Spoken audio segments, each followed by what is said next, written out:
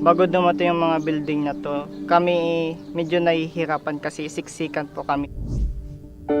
Nakita rin po namin na, wow, 4-story building. Parang first po siya din dito din sa city namin.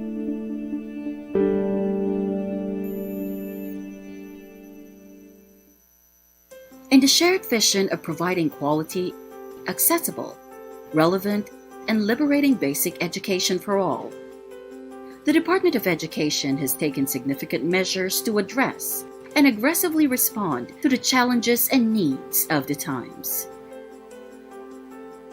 Set within the framework of public schools of the future, the DepEd School Building Program provides for sustainable infrastructure that is safe, secure, and conducive to a teaching-learning environment.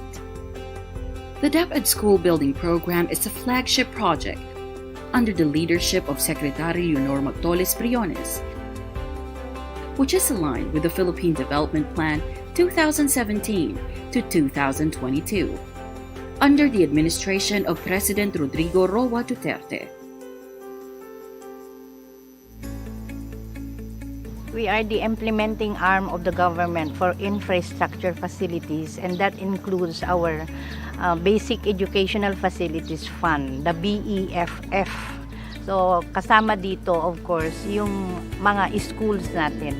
In fact, kita natin sa likod natin ang accomplishment ng opisina natin. Dahil po sa programa ng ating presidente na Build Be Build program, kaya mayroon po tayong mga building na high-rise dito ngayon na nagbibigay ng malaking inspirasyon sa ating mga kabataan.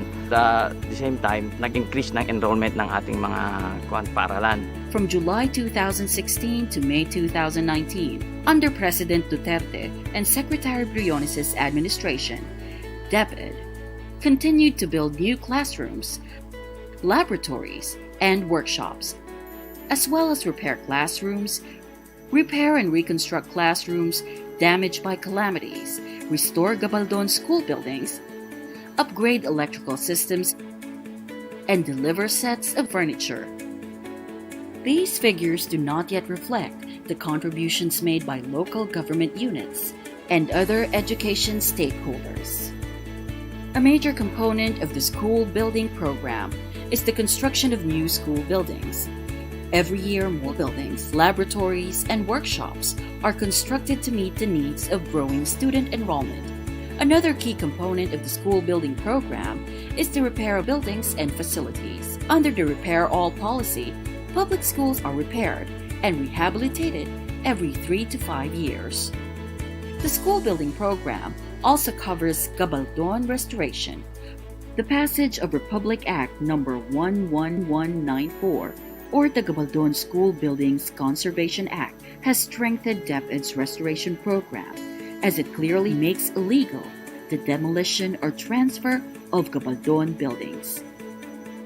Gabaldon Heritage School Buildings, historical testaments of the nation's rich educational past, are to be restored. Integral to the school building program is the electrification of basic education facilities. Upgrades and modernization of electrical systems are underway. The school building program also includes the provision of school furniture. Beginning 2018, DepEd discontinued the delivery of armchairs and introduced chairs and tables that allow multiple layouts for learner collaboration and are better adapted for the use of laptops and tablets in classrooms. The school building program also provides water supply, comfort rooms, wash, and other sanitation facilities. The school building program also has a quick response fund. With a ready standby fund, immediate repairs shall be made to schools damaged by typhoons, floods, earthquakes, and other natural disasters. The school building program also makes use of parametric insurance as a way to protect school buildings and enable quick repairs and replacements. Finally, the school building program covers inventory and baseline databasing. Surveys and inventories of physical facilities are undertaken to set baselines and update databases. Even with these developments, there are still schools with makeshift and non-standard sized classrooms, furniture that need replacement, facilities in a state of neglect and disrepair, and other concerns that need immediate attention. DepEd continues the promise of a brighter future for today's youth and future generations. With this in mind, there is no stopping, no sign of slowing down for the public schools of the future, with DepEd's master plan charted for the years to come. The school building program will now focus on the development of the last mile schools. Schools in geographically isolated and disadvantaged areas shall be prioritized in 2020 to 2021 to close the gap between them and their urban counterparts. The school building program will also provide administrative buildings. Two-story access buildings shall be constructed to both serve as administrative buildings and as safe spaces for equipment during emergencies and disasters like floods. The school building program will also establish school clinics. Public school clinics will serve as multi-service hubs, catering to the various health, nutrition, and medical needs of learners and DepEd personnel.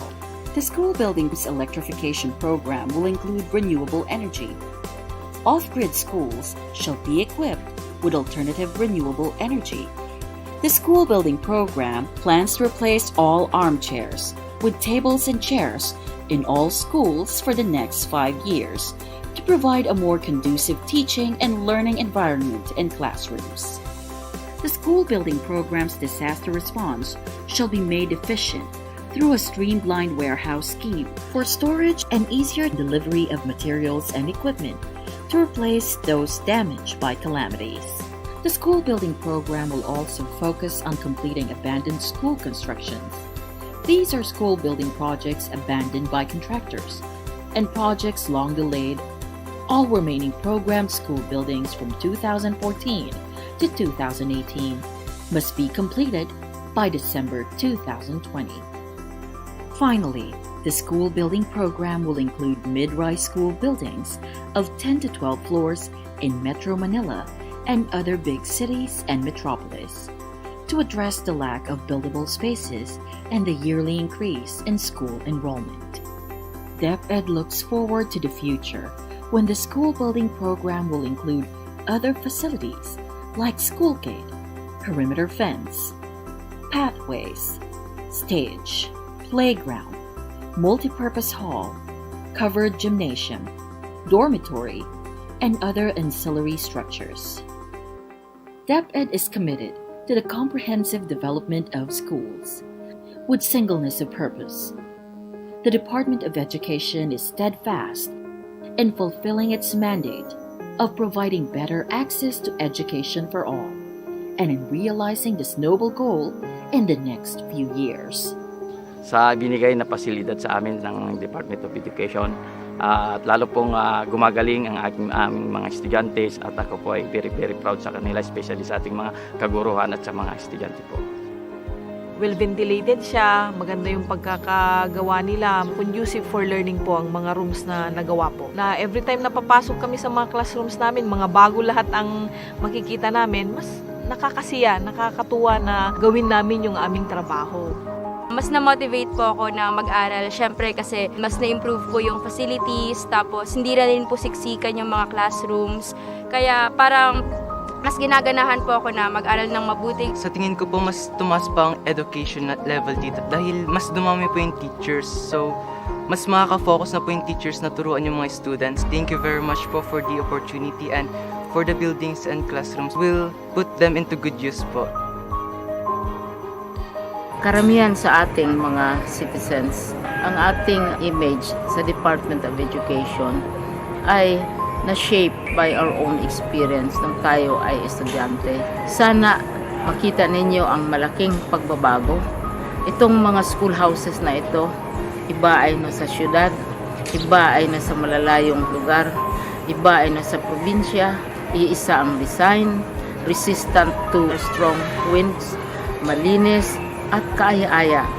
Ang laking pagbabago sa eskwelahan, sa mga equipment, sa furniture.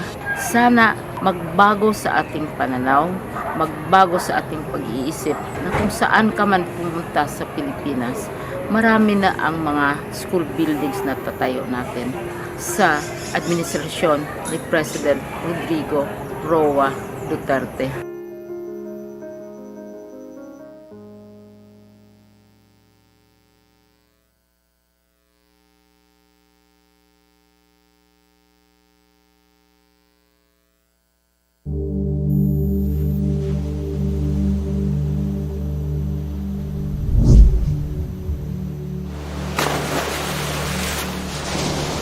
Ako si Alfredo Bulundoy Franco Alpires. Ang trabaho ko, mandadagat. May anak akong dalawa, sila po kay kambal. Pangarap ko sana sa kambal ko na makapagtapos man lang ng kolehiyo. Challenging po sa mga estudyante dito. Ang pagpunta po sa school, kasi po naglalakad po sila ng ilang oras, kasi po sobrang layo po.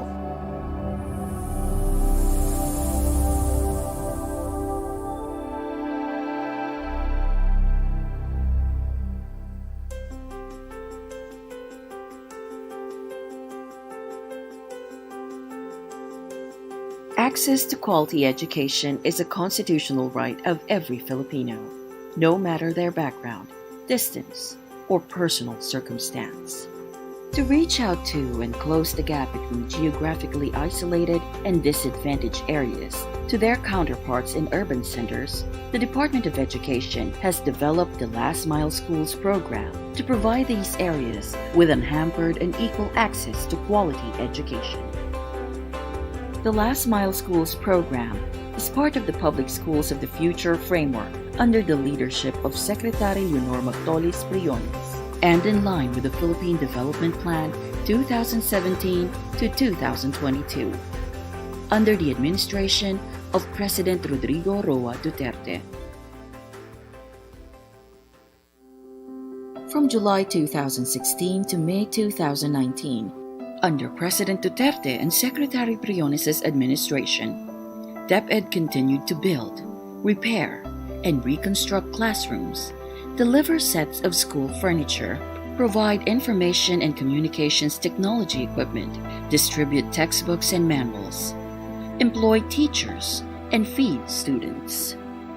DepEd is sustaining the substantial gains in access to education by providing adequate education facilities, teaching and non-teaching personnel, and learning resources under a shared vision of quality, accessible, relevant, and liberating basic education for all. However, gaps in resources and facilities still remain in schools that have not met the allocation criteria for various education inputs. So far, programs, projects, and activities have mostly reached the more accessible segments of learners, teachers, and other education stakeholders. And while fundamental reforms have been instituted to address main concerns, DepEd still recognizes the need to reach out to and close the gap between marginalized schools in the rural areas and their counterparts in the urban centers.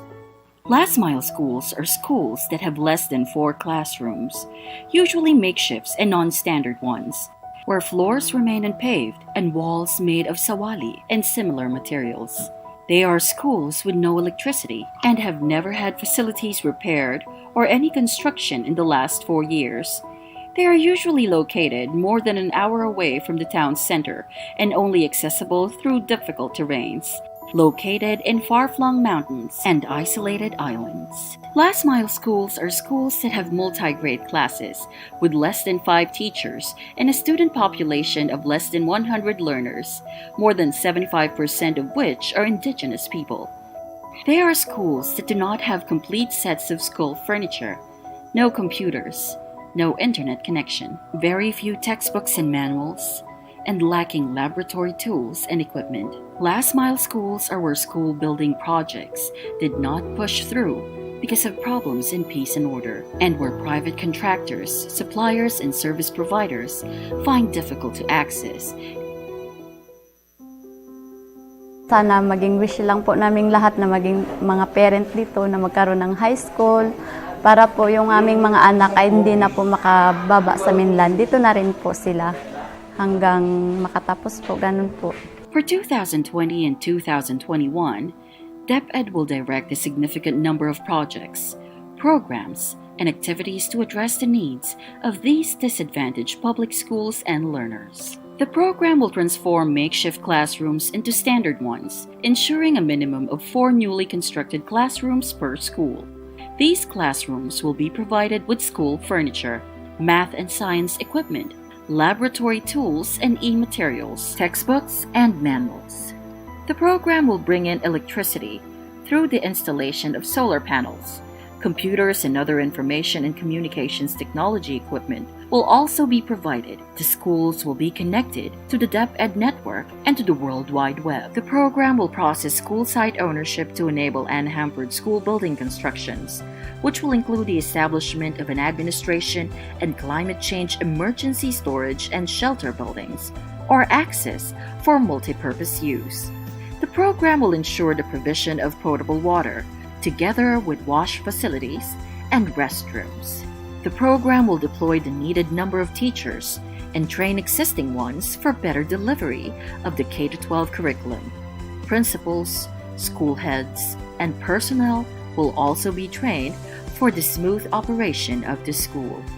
The program will make sure that programs such as the Oplan Kalusugan sa DepEd, school-based feeding program, Gulayan sa Paaralan, School Inside a Garden, after-school sports, core values formation, student leadership development, and others are properly implemented. To realize these, DepEd is ready to determine and recommend the appropriate budgetary requirement to support the operation of these schools.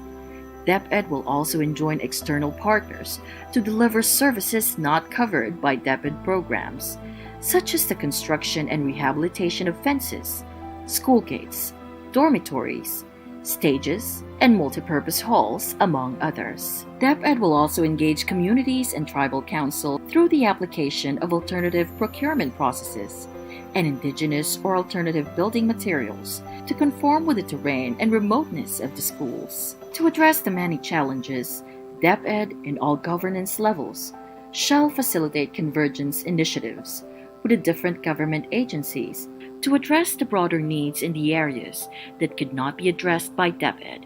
Part of this is the proposal of DepEd to DPWH of the adoption of access roads to all learners as a flagship infrastructure program prioritizing construction of roads and bridges leading to schools. Sa 3 taon na yon, hindi po ako nagsisi na dito ako inassign ng DepEd kasi napakasaya po dito. Napakasaya na nakikita ko yung mga batang tinuturuan ko na umaantig ang puso ko na kahit po napakalayo po ng isla na to, meron pa rin burong aakyat at tuturo sa kanila para po sila ay matuto.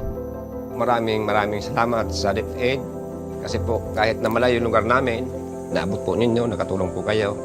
Indeed, the Last Mile Schools program is proof that no mountain is too high, no sea is too deep, and no river is too wide for those who strive to make a change. The Last Mile Schools program will ensure that no youth is left behind and no area is underdeveloped, finally bridging the gap and making education truly accessible to all. Sobra po makakatulong sa amin. Maraming salamat po. Priority namin talaga ang last mile program para marating natin, maabot natin at ma-reach natin ang lahat na kabataan dito sa Pilipinas. Kami sa Department of Education ay talagang nagbibigay ng atensyon sa mga challenges ng ating last miler schools. Gusto nating matawid ang pagkukulang ng access sa edukasyon sa lahat nating mga kabataan. Gusto nating humabol yung naiiwan. No one left behind. Hintayan lang ninyo kami sa DepEd. Kung nasa bundok ka, kung nasa isla ka, kung nasa urban jungle ka, sabihin lang ninyo sa amin at kami ay dadating. At kami ay mag-aaksyon. Maraming salamat.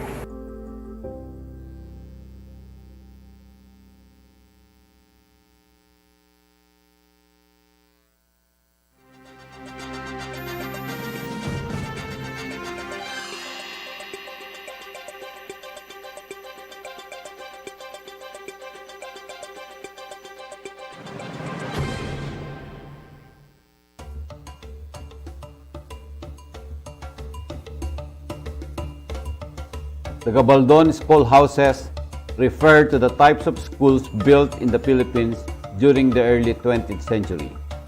They took their name from Isauro Gabaldon of Nueva Ecija, former governor, member of the Philippine Assembly, senator, member of the House of Representatives, and resident commissioner to the United States Congress. In 1907, Gabaldon authored a bill that sought the construction of schoolhouses around the country. About 3,000 schoolhouses have been built all over the Philippines from 1907 to 1946. These structures are now simply called Gabaldon. In 1905, American architect William Parsons was appointed supervising architect for all public establishments and parks throughout the colony. Parsons made the original design and blueprints of the Gabaldons. He was directed to blend traditional Philippine architecture with the latest American construction technology. Bahay Kubo and Bahay na Bato were Parsons' inspirations in designing the Gabaldon. The gabled nipa hat and the large swing windows with capiz panels that lined the wide corridors reflected the traditional Filipino home. Parsons came up with designs that ranged from the minimalist to more intricate geometric, merging aesthetic and structural elements like exposed beam, the calados or fretworks, and fascias, wooden boards. The general design and orientation of the Gabaldons were meant to maximize air circulation and acoustical requirements ideal for learning spaces in a tropical environment like the Philippines.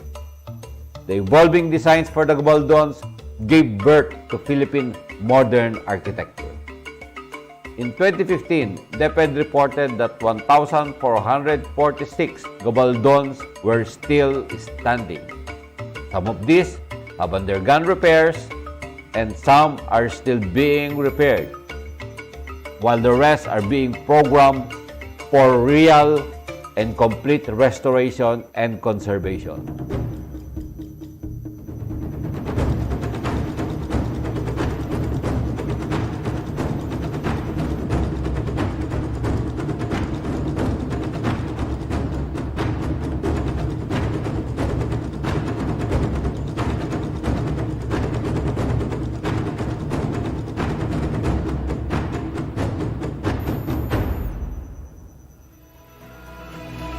The Gabaldon structures are the bedrock of Philippine public education system. With countless memories breathing through their walls, they hold great architectural, historical, cultural, and social significance. The Gabaldons are a testament to the Filipinos' resolve to uphold the right of every child to education and quality of life under any circumstance, notwithstanding a world war, an emergency, a crisis, or even a pandemic. Modernity is well and good, it's wonderful, it's challenging, it's liberating, but our heritage structure reminds us of our past. The Gabaldon schoolhouses are forerunners and treasures of Philippine education.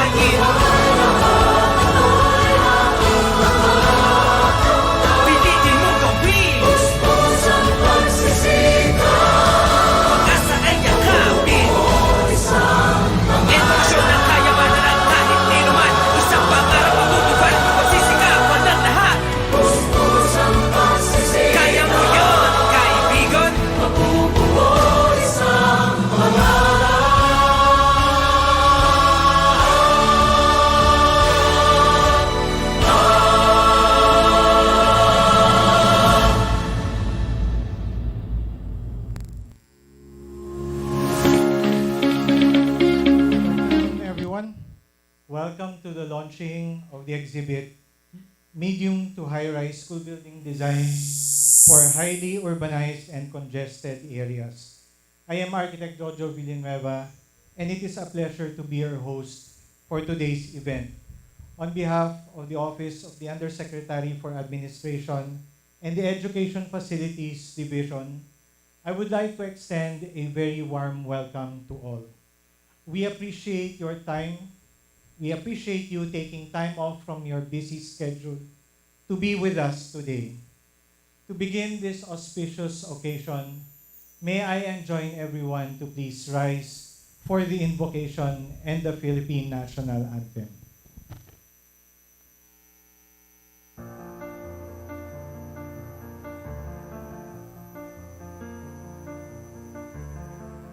O God, creator of the heaven and the universe, you are worthy of our praises. In you alone we pray and submit ourselves, for we are nothing without you. We humbly ask for your forgiveness and mercy. Dear Lord, we gather here today with the intent of doing good in thy name. Guide us to the right path. May our efforts be blessed with insights, understanding, wisdom, and respect for all. May our deep faith in you give us strength to act honestly and well in all matters before us. Amen.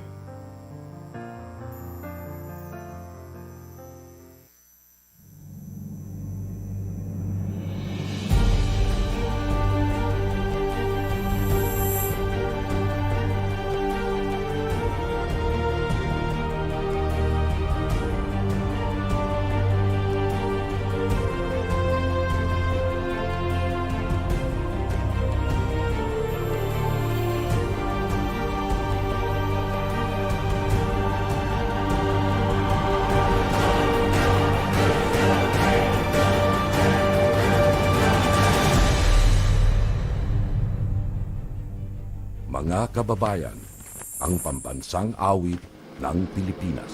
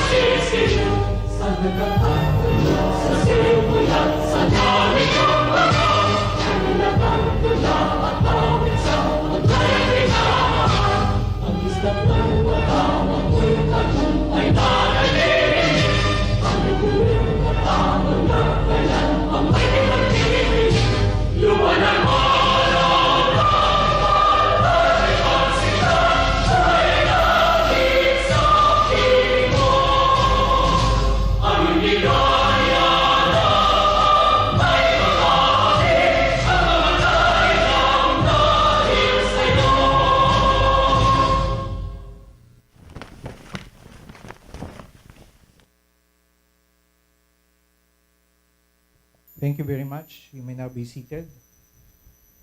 Joining us today are our distinguished guests from the Department of Education, as well as our partners from the Department of Public Works and Highways, represented by no less than Secretary Roger G. Mercado.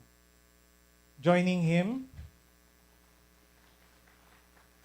welcome to DepEd, sir. Joining him is Assistant Secretary Antonio V. Molano and the rest of the DPWH team. Also here with us are our partners from Mori and Philippine Architects Associates,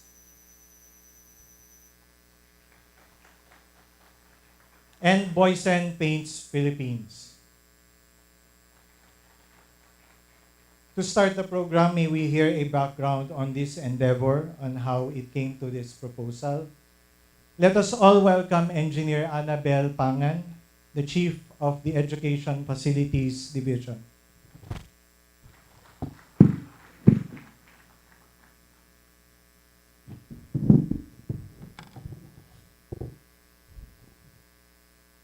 Our guest of honor, Secretary Leonor Magtolis Briones, Secretary Roger G. Mercado of the Department of Public Works and Highways, DPWH Assistant Secretary Antonio B. Malano, our distinguished colleagues from the Department of Education Central Office, led by our Undersecretary for Administration, Yusek Alain Del B. Pascua, Yusek Annalyn Sevilla, Yusek Diosdado San Antonio, Yusek Wilfredo Cabral, Asek Ramon Absede, Asek Alberto Escobarte, and Asek Alma Torio, our Bureau Service Directors and Chiefs, Schools Division Superintendents, Assistant Schools Division Superintendents, and Division Engineers of NCR.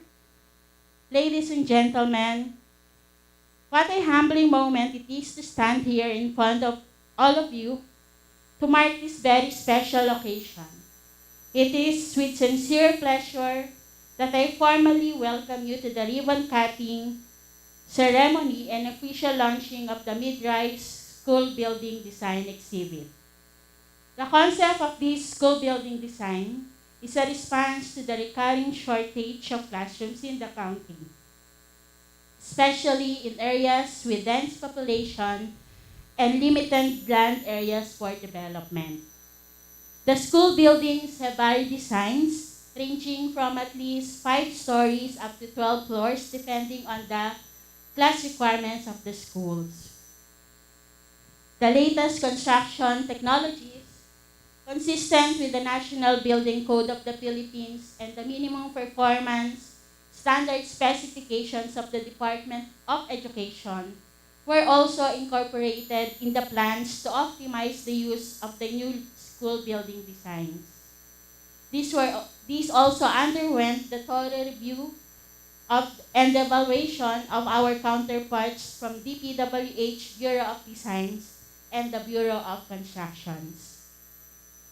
As we adjust to the new normal and cope up with the implications brought by the health crisis, the need for facilities with capacity to adhere and maintain safety measures must be prioritized. It is now more important to continuously innovate and develop essentials to address the shifting demographics and needs of our learners.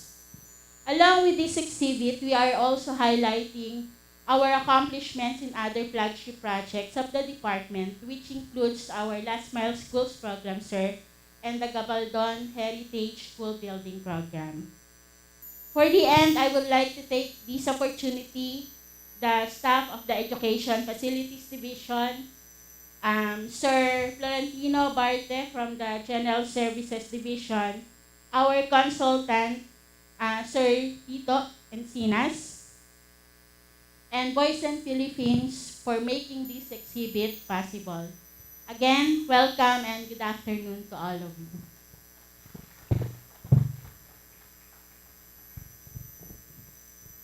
Thank you for the warm welcome, Engineer Annabel.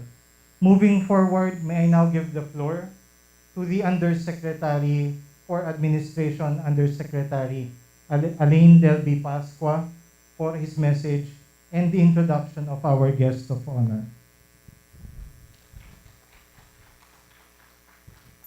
Thank you, Jojo. Magandang hapon po sa inyong lahat. May I request the Public Affairs Service to give the Secretary of the Department of Public Works and Highways a copy of the aid memo on the high-rise school building for their reference. No? Nandito ba yung pass? Okay, pakibigyan para hindi na tayo mag-discuss ng mahaba. Sir, welcome to DepEd, sir, ma'am. Ang pinasisinayaan ho natin ngayon ay itong isa sa mga gagawing exhibits ng DepEd.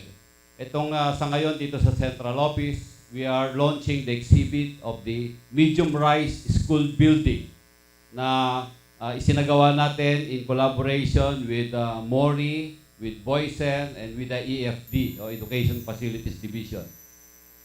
This exhibits the scale models of the buildings from 5th floor to 12 floors ay ipapakita natin na ito yung ating sagot sa classroom shortage, lalong-lalo na sa mga syudad. No?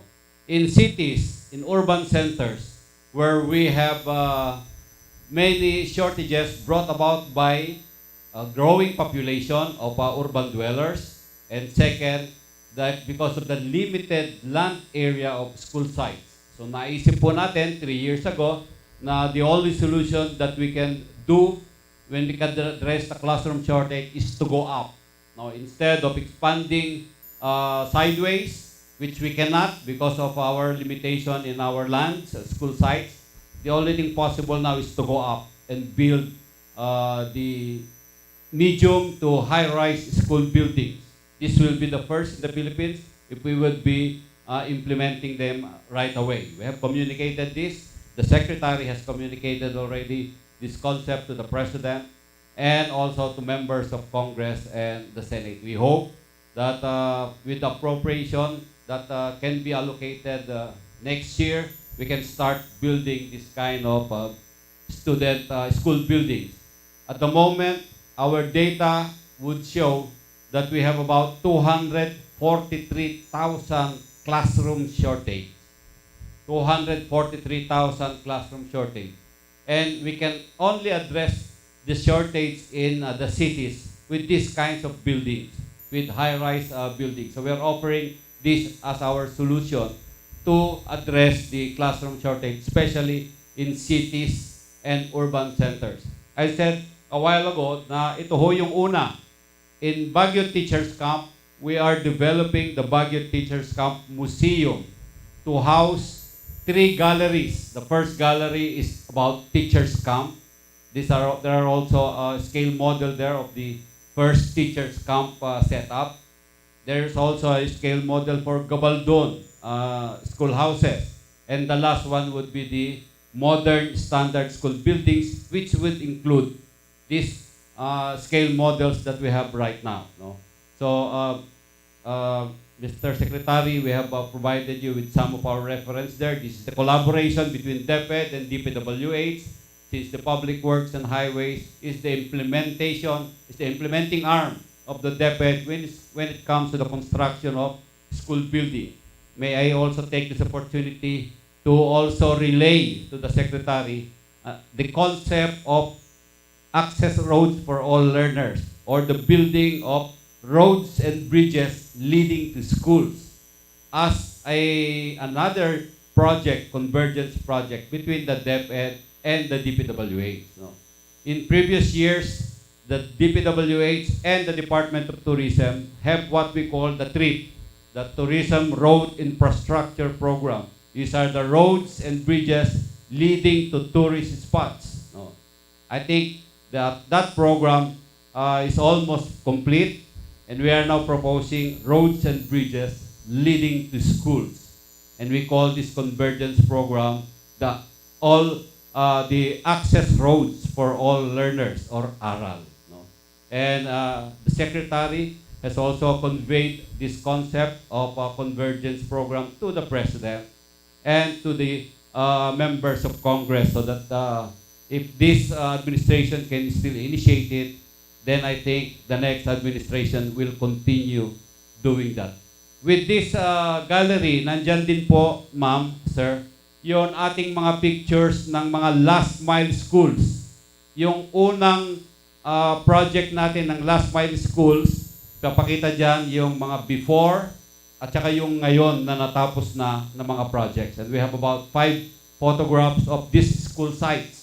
There's also one in Samarcel that you can see here na naitayo na at natapos na natin. Yung mga non-standard school buildings na yari sa Kawayan, yari sa Sawali, ay pinalitan na natin ng ating standard na school building na nakikita sa mga lungsod. Our aim here is to develop 9,000 last mile schools throughout the country so that they will be at par. Those in the isolated areas, they will be at par with those schools in the cities and in the town proper. We have also here about 10 photographs of Gabaldon schoolhouses, the before and after photographs that to show that we have already implemented the conservation and restoration project of this school building, ma'am and sir, to show to you the standard colors that we have implemented to this newly restored Gabaldon schoolhouses.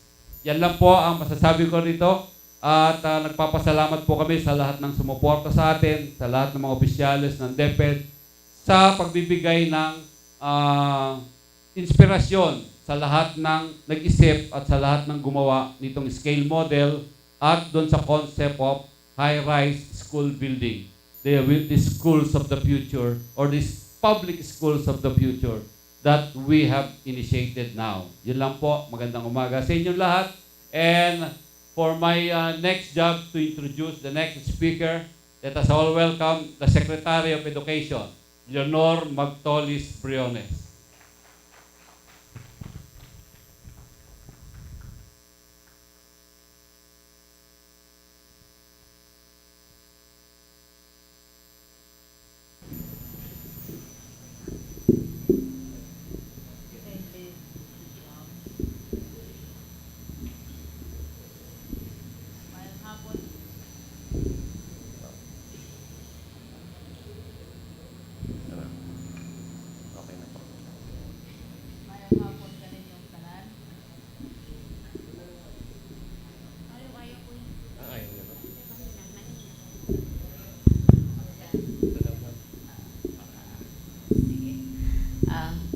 Maayong hapon kaninyong tanan.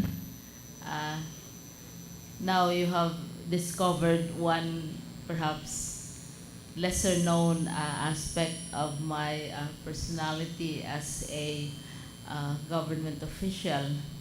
Aside from being a Cebuano, Visayan speaking person, it is not very well known that the Mercados and Silliman University and Maasin Institute in Leyte are very closely related.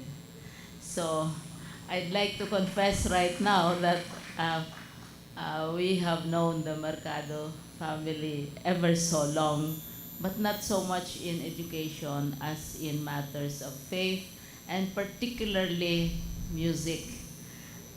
Southern Leyte is very famous and well known for the wonderful musical qualities of the people there.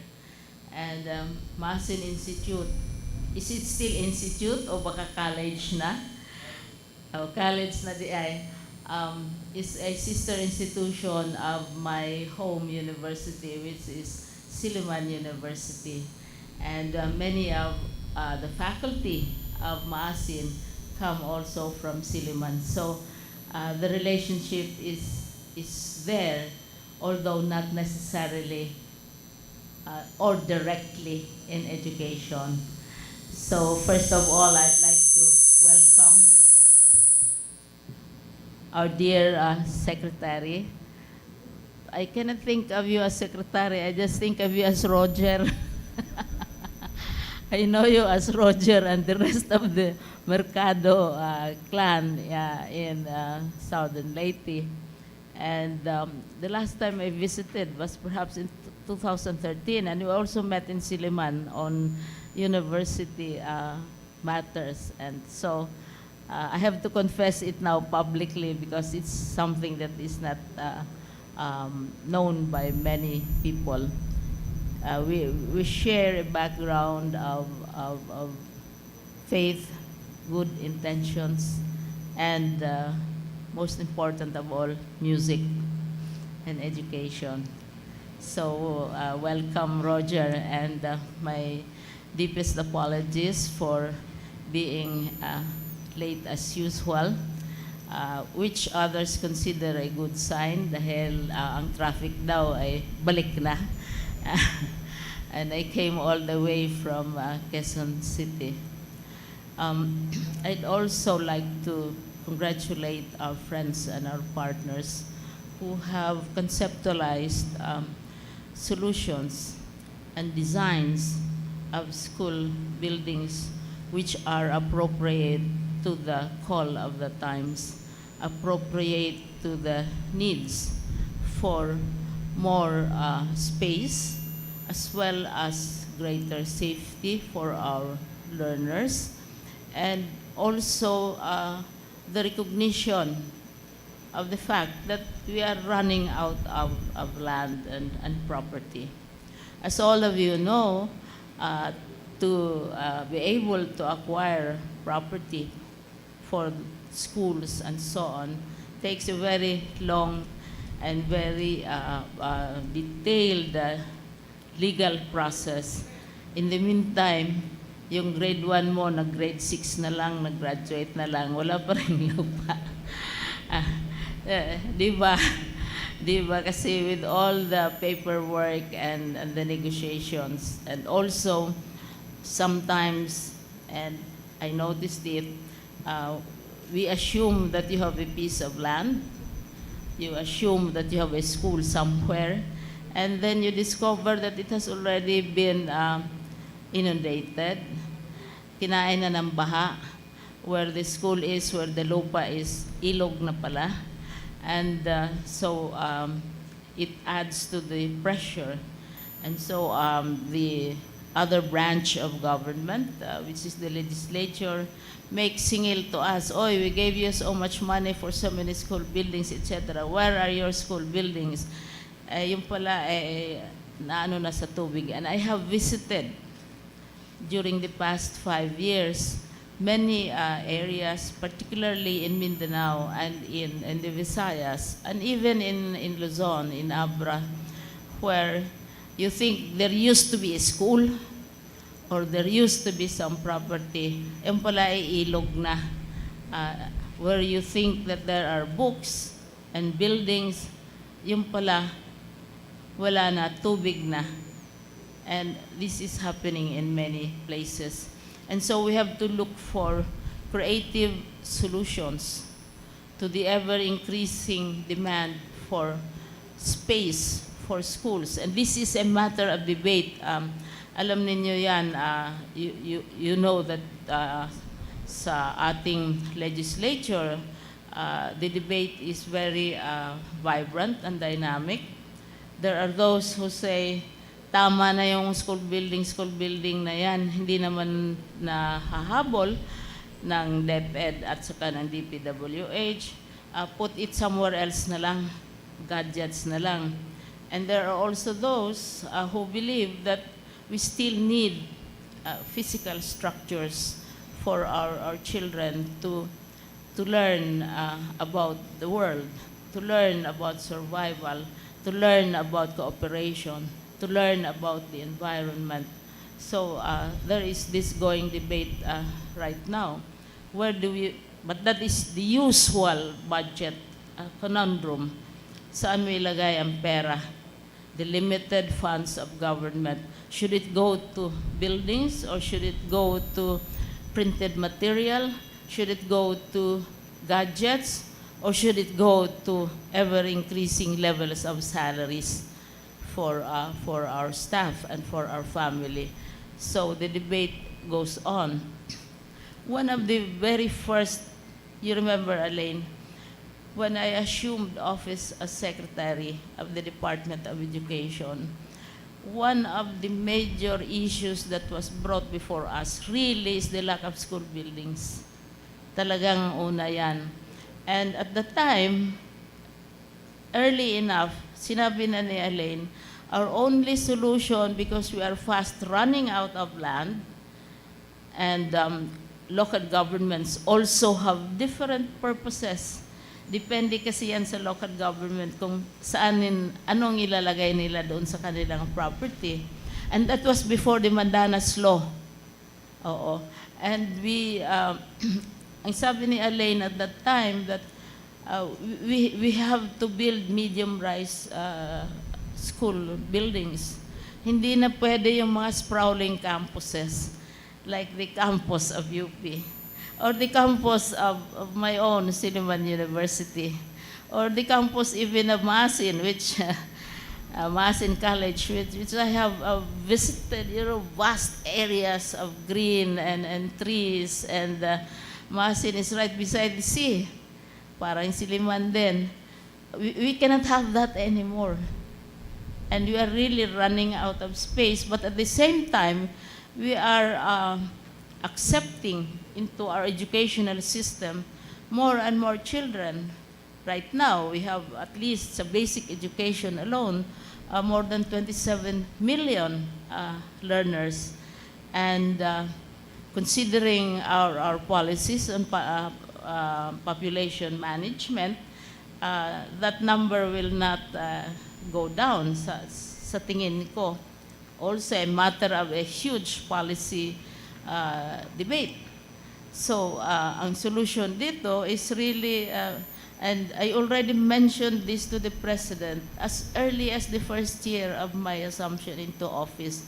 I don't know, since I like to think, alam mo Roger, I like to think that even as I am the oldest in the Department of Education, I have the best memories.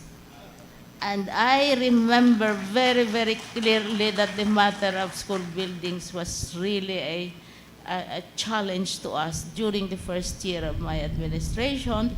And also we were already contemplating at that time whether to go into medium-rise school buildings. And it is ironic, but at the same time, it's good news that finally, we are recognizing that we have to go medium-rise, that we cannot be sprawling everywhere, because at the rate that climate change is creeping upon us, at the rate that natural disasters are, I have seen in Mindanao, in Abra, in many places, and even in the Visayas, where akala mo may eskwelahan, akala mo may lupa, yung pala ay ilog na, yung pala ay putik na. And I have waded along with many of our officials in knee-deep mud, na binaha na, nawala na. Even in places, I will not mention because it's not polite, there are really places na you think there are schools, you think there are properties, ay wala na pala. And in the meantime, dumadami yung mga bata at saka yung mga enrollees natin, kasi that is how we look at the population issue. So I'd like to congratulate our own strand here, led by Yusik Alain and our Undersecretary of Finance, as well as our Undersecretary for Curriculum and our Assistant Secretaries who support this idea. We have had long debates in the cabinet on the matter of school buildings, on the matter also of impact of disasters. You have to choose. Do you want to put up a school building, or do you want to put up a demonstration farm for the production of food?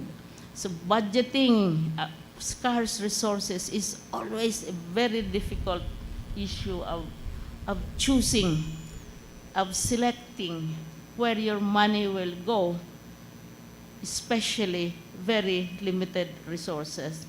And so this debate has been going on, and I was just saying to Roger in Visayan kanina, I wish you were around earlier. You were, so perhaps we can just discuss these matters in Visayan.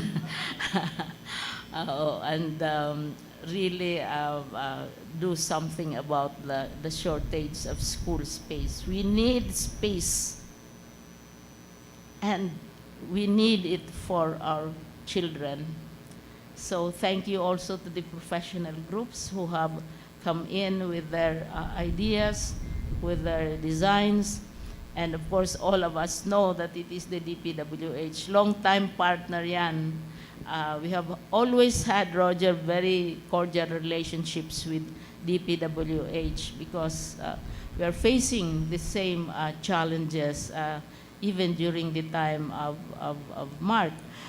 And of course, our DepEd family, which has been grappling with this conundrum.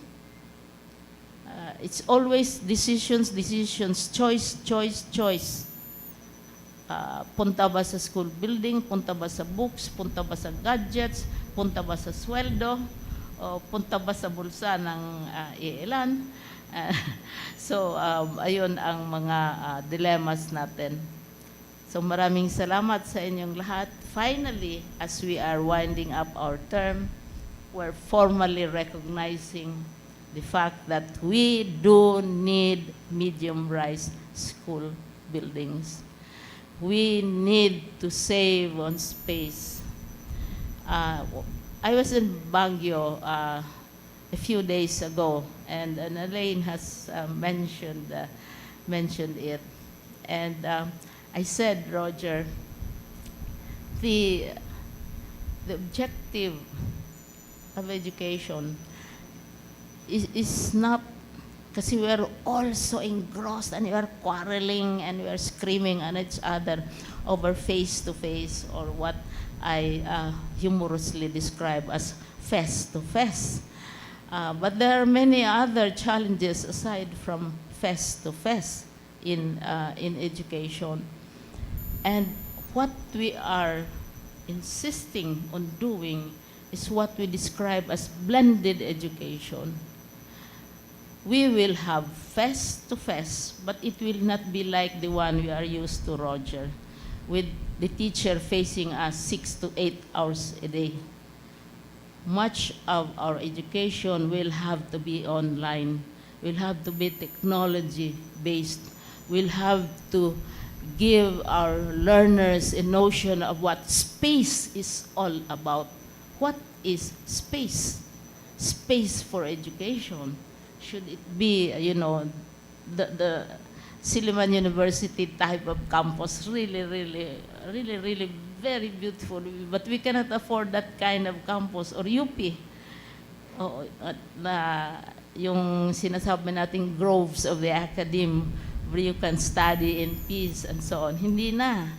It does not happen that way anymore. And so I said that even as we are launching face-to-face, we will not give up on science, technology, engineering, and mathematics. We will not give up blended learning. And blended learning will take place in these kinds of buildings, in these kinds of school spaces.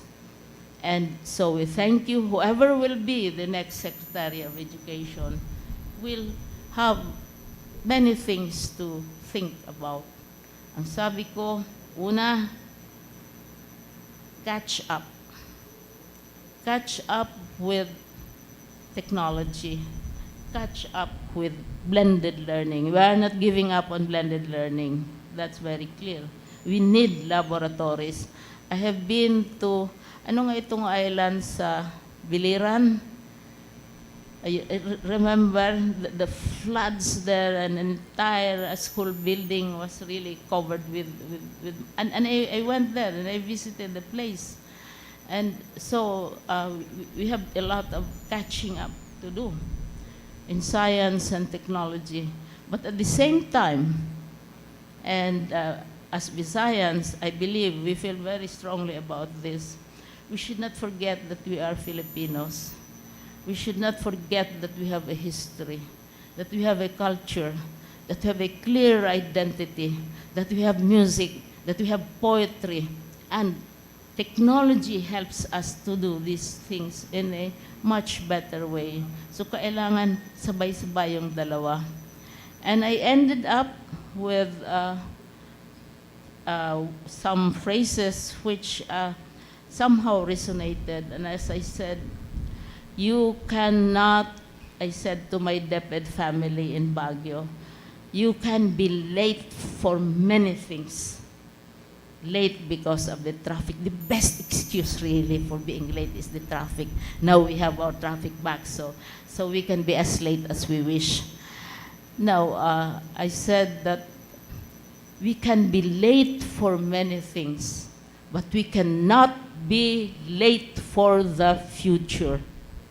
And this effort at responding to the need for space is a response to the call of the future for space and education, for places for our children to learn and to play, and also to remember that they are Filipinos. By the way, I'm wearing a Lapu-Lapu shirt because on April 27, while all of us are taught, sa panahon natin, Roger, aywan ko kasi I'm older than you are, I believe, we were taught that Philippines was discovered by Magellan on March 16, 1521. But we have forgotten that Magellan was defeated in the Battle of Mactan on April 27, 1521. We celebrate the so-called discovery of the Philippines, but we forget, and our learners are not aware, that we had a major victory. We like to weep over our defeats, our frustrations, our anger, and we blame each other. But we also have had our victories. And one of these victorious events took place in the Visayas. So, thank you very much. Congratulations to all. Congratulations, Elaine, to my executive committee. Nandito ang aming curriculum group. Nandito ang legal, which is doing its best to speed up all the land titles. I think all of you know what it takes to get a, no, you are shaking your head, Roger.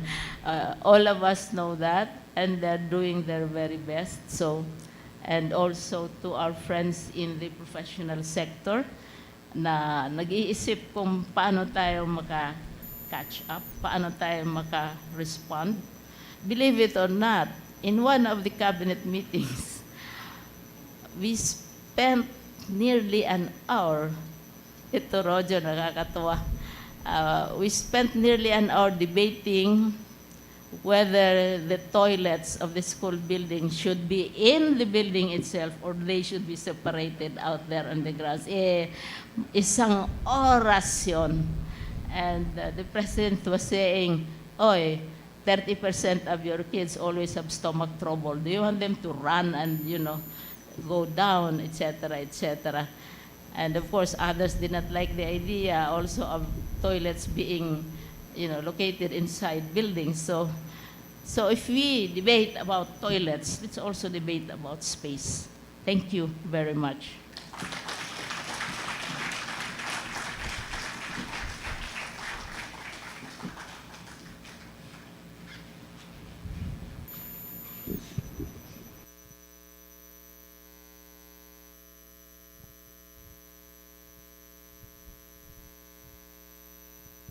Thank you very much. Thank you very much, Secretary Liling, for gracing this event.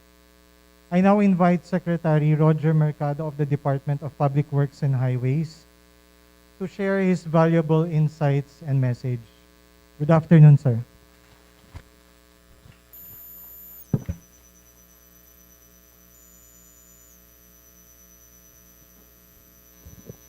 Thank you very much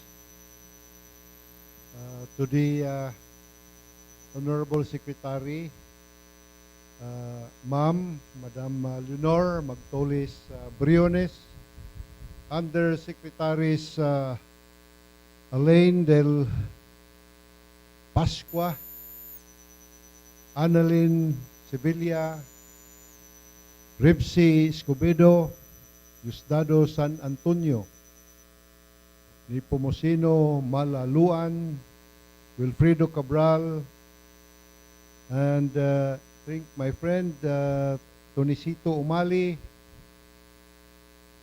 my Assistant Secretary of the Department of Public Works and Highways, ASIC Antonio Molano, concerned Assistant Secretaries and the school division superintendents and all the staff of this department. We are extremely honored to be invited to this launching of the high-rise school buildings design exhibit. Over the years of our implementation for the construction of school buildings and technical vocational workshops under the Department of Education's calendar year 2014 to 2021 Basic Educational Facilities Fund, BEFF, we have accomplished the following as of February 28, 2022. The completion of 179,765 new classrooms, equivalent to 94.87% of the total requirements.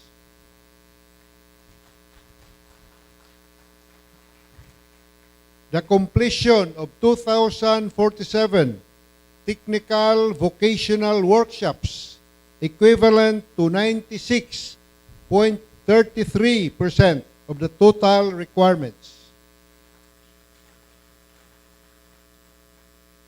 The completion of repair, rehabilitation for 10,561 classrooms, equivalent to 84.77% of the total requirements. The completion of 68 technical vocational workshops, equivalent to 60.18% of the total requirements. Despite these accomplishments, the continued shortage of classrooms may be noted during the yearly enrollment of students. This perennial problem may have been caused by the continuous rise of the population, shortages or late releases of funding allocations, social distancing requirement during the pandemic period, requiring more classrooms, and also due to the limitation of the available space for new school buildings, particularly in the urban areas. Relative to this problem, we would congratulate the DepEd management for initiating the introduction of high-rise school building designs in the rural areas where the majority of the rising populations are concentrated, to reduce the shortage of classrooms and maximize as well those unutilized vacant spaces. Moreover, the construction of these proposed high-rise buildings may now be facilitated by the local government units under the Mandanas Law, or even through our department under a Memorandum of Agreement, or MUA. Rest assured that the Department of Public Works and Highways will continuously support the Department of Education.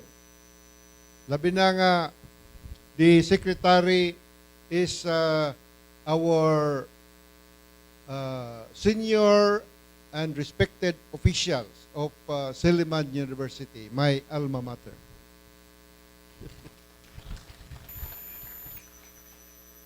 We will continuously support in whatever capacity to facilitate the construction of these high-rise school buildings.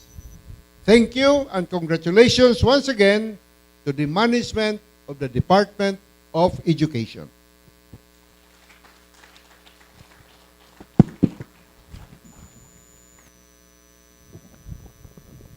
Thank you very much, Secretary Mercado. Before we go to the actual ribbon cutting ceremony, allow us to share with you a video presentation of the medium to high-rise school building designs. Video clip, please.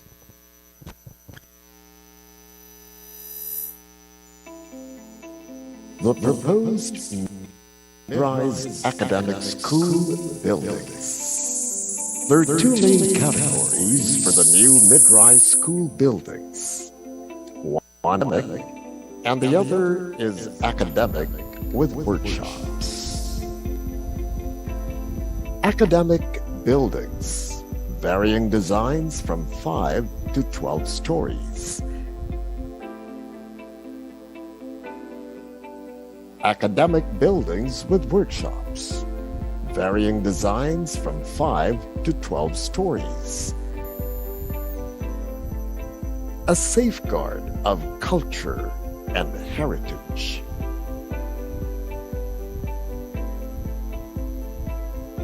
The Gabaldon Building. The mid-rise school building design promotes heritage architecture by incorporating the architecture of the Gabaldon school buildings at the colonnaded and arched main entrance portico of the building with a double-story ceiling height. A solution to the country's classroom shortage, having provided a minimum of 25 to a maximum of 60 academic classrooms across different building designs. Classroom follows the DepEd standard dimension of 7 meters by 9 meters, derived from the Gabaldon classroom size that can accommodate 40 to 45 students. Natural lighting is allowed to enter through the wide awning windows at the exterior side of the room, and natural cross ventilation is allowed to enter the corridor side through the high awning windows.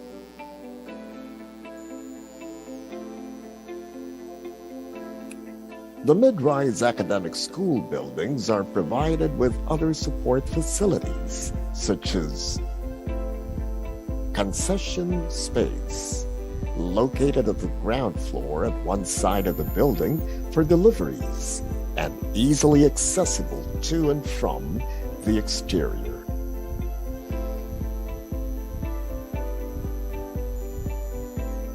Administration office, located at the central core for effective management. Clinic, to provide first aid medical attention to the students and faculty.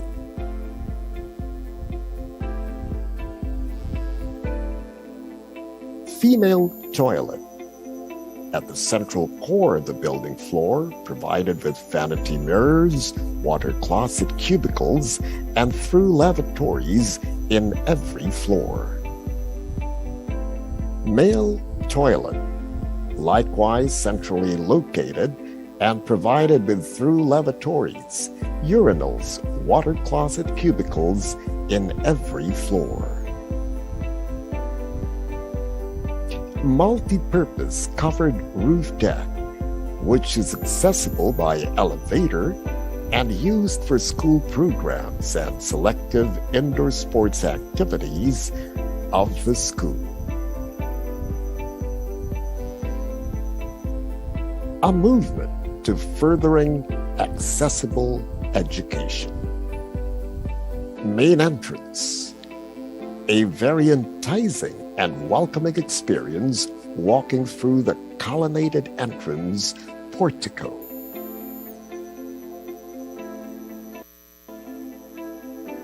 Elevator lobby, an efficient elevator system with persons per lift or PPL capacities ranging from 15, 17, 20, 24 PPL at varying speeds, ranging from 60, 90, 105, 120, 150 meters per minute, depending on the specific building height and number of students, faculty, administration personnel that convey during peak hours of the day.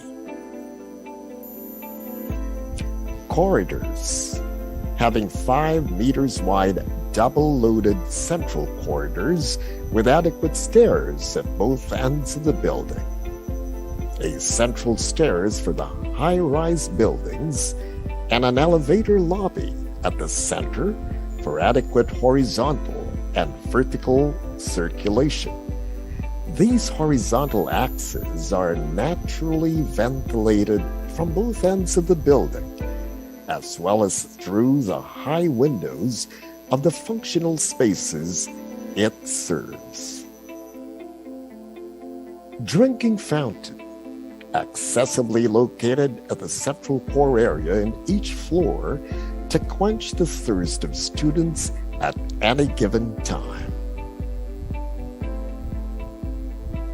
Hand washing area, located at both ends of the entrance portico to meet the minimum health protocols by the IATF DOH during a pandemic. PWD service ramp. In compliance with Batas Pambansa 344, or the Act to Enhance the Mobility of Disabled Persons, service ramps at both ends of the building, in addition to the PWD toilets, elevators with Braille elevator signage system for the blind and the visually impaired are provided. Fire exit stairs. Stairs are strategically located to provide not only adequate exits during emergency situations, but also serve as an alternative means of vertical conveyance, which develops a healthy option through good exercise of the muscle and vascular systems of its users. Air pressurization of stairwells and adequate fire exit lighting signages are provided. Faculty room. This important facility shall have common tables to be shared among faculties, but individual lockers for each faculty member. Library with librarian's office. Adequate natural and artificial lighting is provided in this facility.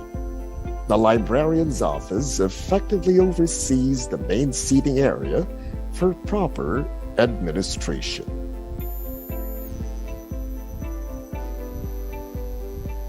Audio-visual room. Tiered seating is considered to achieve an ideal view of the lecture by each and every seated student. A lighting and sound control room for the technician is also provided at the rear of the room. The following type of facilities are provided in the academic with workshops building category only. Home economics room. Similar to the vocational room, being classified as noise areas, this facility is located at the ground floor so as not to disturb the other lecture rooms and for easy delivery of tools and other consumable materials needed in class. It is a separate lecture room and an adjacent laboratory room connected to it. Computer laboratory, located on an upper floor to safeguard its equipment from unpredictable flash floods. Biology laboratory, located at the uppermost floor so that any fumes or unwanted smell may not affect other academic rooms. chemistry laboratory. Also located at the uppermost floor so that any fumes or unwanted smell may not affect other academic rooms. An embodiment of environmental sustainability.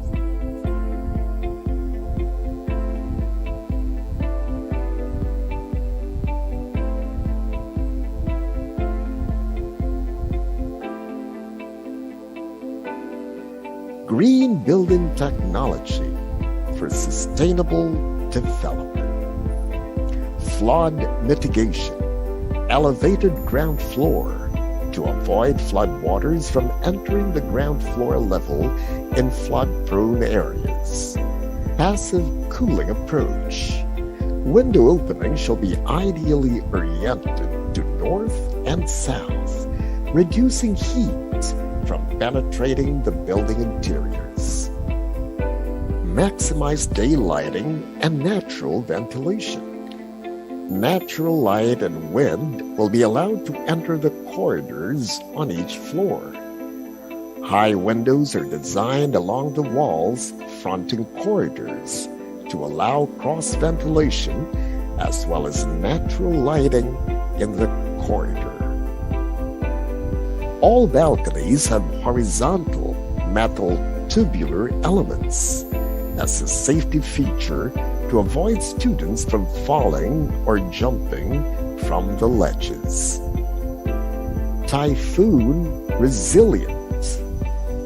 Roll-up shutters are provided at all corridor and balcony openings to serve as storm shutters during super typhoons.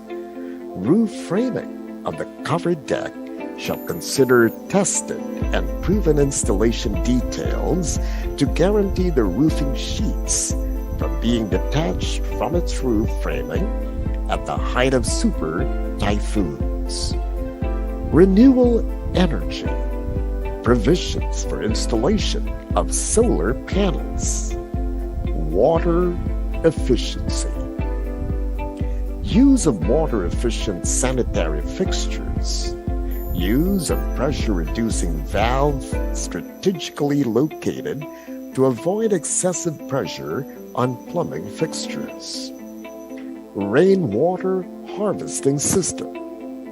Rainwater from the roofs will be collected and reused as gray water for toilet flushing and maintenance purposes.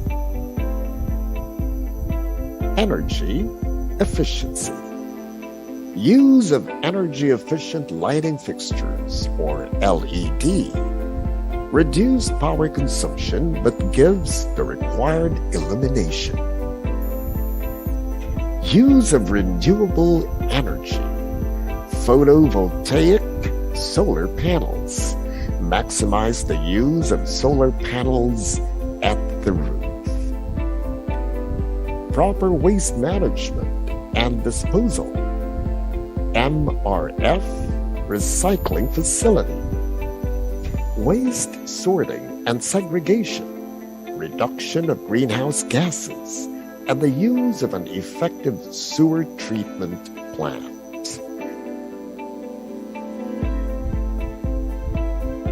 Non-VOC and green finishing material in paint and other finishing materials specifications.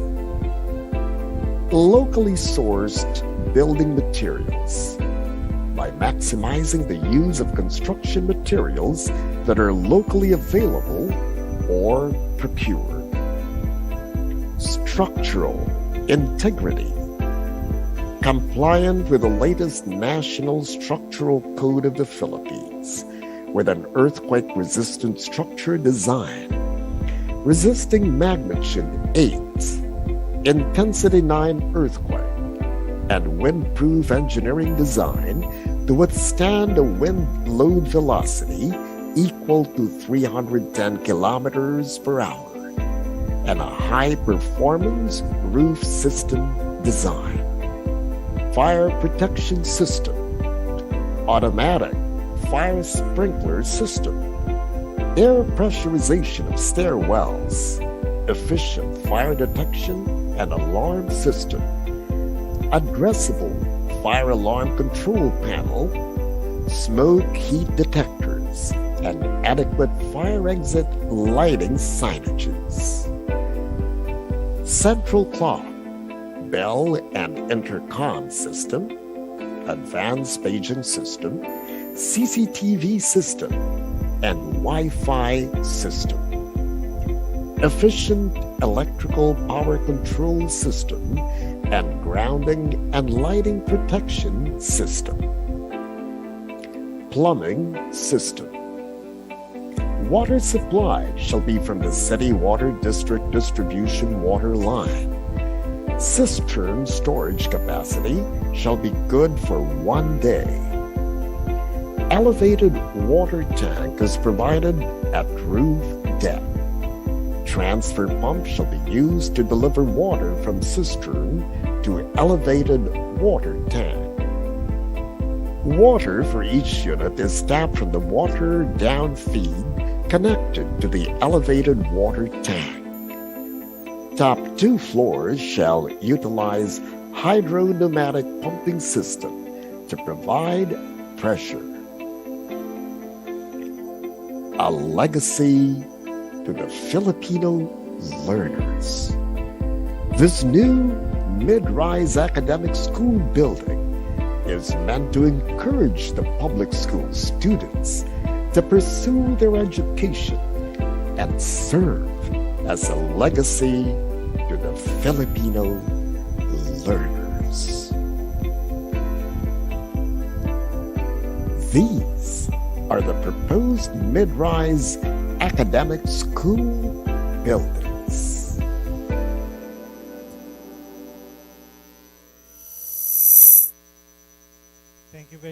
Thank you very much. At this point, may we request Secretary Briones to lead the ribbon cutting. She will be assisted by the members of the EXECOM led by Undersecretary Aline Pascua, Undersecretary Annalyn Sevilla, Undersecretary Diosdado San Antonio, Undersecretary Wilfredo Cabral, Assistant Secretary Alberto Escobarte, Assistant Secretary Ramon Abcede, Assistant Secretary Alma Torrio, as well as our partners from DPWH led by Secretary Roger Mercado. They will be joined by the EFD Chief Engineer Annabel Pangan and Assistant Chiefs Engineer Luis Purisima Jr. and Engineer Marjorie Tiburcio.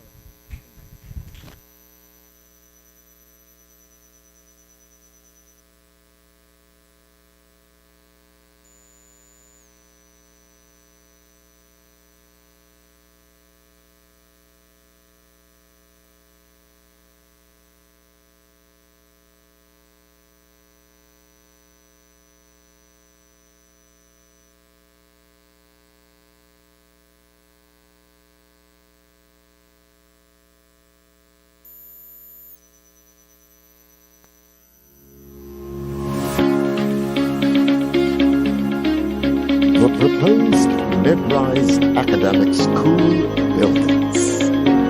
There are 2 main categories for the new mid-rise